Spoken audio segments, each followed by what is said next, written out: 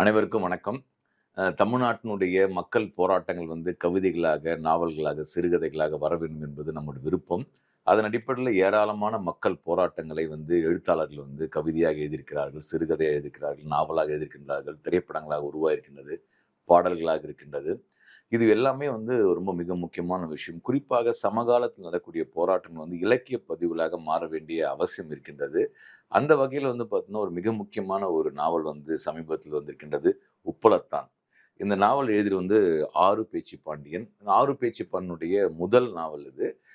இந்த நாவல் பேசக்கூடிய கதைகள் ரொம்ப மிக முக்கியமான கதைகளும், நம்ம எல்லாருமே உப்பு போட்டு தான் சாப்பிடுறியா? உப்பு போட்டு சாப்பிடுறியான்னு கேள்வி கேட்டிருப்போம். ஆனால் அந்த உப்பள தொழிலாளருடைய வாழ்வியலை என்னன்னா, இந்த நாவல் கதைக்களமா கொண்டு செயல்பட்டு இருக்குது. குறிப்பாக உப்பள தொழிலாளருடைய உரிமை போராட்டம் எப்படி உருக்கொண்டது என்பது அந்த நாவல வாசிக்கும்போது அவ்வளோ உணர்ச்சிகரமாக, எழுச்சியாக அந்த நாவல் வாசிப்பு நமக்கு கடத்துது. குறிப்பா நம்ம என்னன்னா மழை காலத்துல நிவாரணம் கேட்கிறோம். வெயில் கால நிவாரணம் அப்படின்னு பேசுறோம். இப்ப இங்க மழைக்கால நிவாரணம் ஏன் தேவை உப்பள தொழிலாளருக்கு? மழை பெய்யும்போது உப்பள தொழிலாளருக்கு வேலை கிடைக்காது. அப்போ உப்பள தொழிலாளர் பணி கிடைக்காதம்போது தலையெழுத்து விதின்னு உட்காந்துடலாமா? ஏன் ஐயோ! நம்ம வெயில் காயும்போது வேலை செய்றோம். அப்ப வெயில் இல்லாதபோது மழை பெய்யும்போது உப்பள தொழிலாளரால வேலை செய்ய முடியாது. அப்ப மழைக்கால நிவாரணம்னு அரசாங்கம் குடுக்கணும் இல்லையா? அப்படின்ற கோரிக்கை இயல்பாவே தொழிலாளர் மத்தியில் உருவாகுது. அந்த உருவான கோரிக்கை தொடர்ச்சியான போராட்டங்கள் வாயிலாக அது வெற்றி பெறக்கூடிய விஷயமா மாறுகிறது. உப்பள தொழிலாளருக்கு ஒரு வாரியம் உருவாக்கப்பட்டிருக்கின்றது. இப்படி கடந்த ஒரு 10 ஆண்டுகள்ல உப்பள தொழிலாளருக்காக நடைபெற்ற போராட்டத்தின் மூலியமாக வாரிய உரிமையை பெற்றதை தான் இந்த நாவல் கதைக்களனாக கொண்டு பேசுகிறது.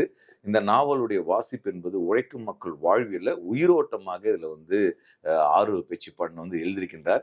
இவர் இவருடைய அப்பா, அம்மாவையோ, குடும்பமையோ உப்பள தொழிலாளர் இருப்பதனால, தான் தன்னுடைய குடும்பத்தில் பார்த்த ஒரு விஷயங்களை, அதேபோன்று அந்த போராட்டங்கள்ல பங்கெடுத்தது, இது எல்லாவற்றையும் என்னன்னா ஆறு பேச்சிப்பான் இந்த நாவலாக உருவாக்குகிறார். இது ஆறு பேச்சிப்பானுடைய முதல் நாவல்.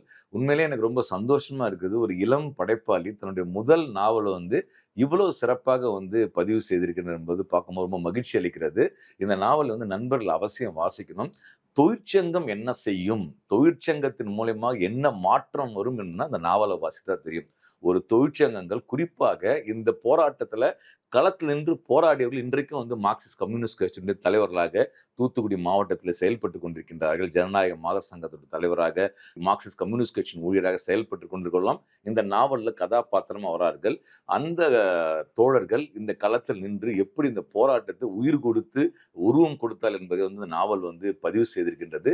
தொழிற்சங்கம் உணர்வு வந்த பிறகு மக்கள் ரொம்ப கடன் வாங்கி கஷ்டத்துக்கும், நஷ்டத்துக்கும் தலையெழுத்தே என்று தன்னுடைய வாழ்க்கை இருந்தவர்கள், ஒரு தொழிற்சங்க அரசியல் உணர்வு பெற்றவுடன் அவர்கள் எப்படி போராளிகளாக பரிணமிக்கிறார்கள் எண்ணக்கூடிய அந்த பரிமாற்றம் இருக்கு இல்லையா? அது இந்த நாவல் பேசுது.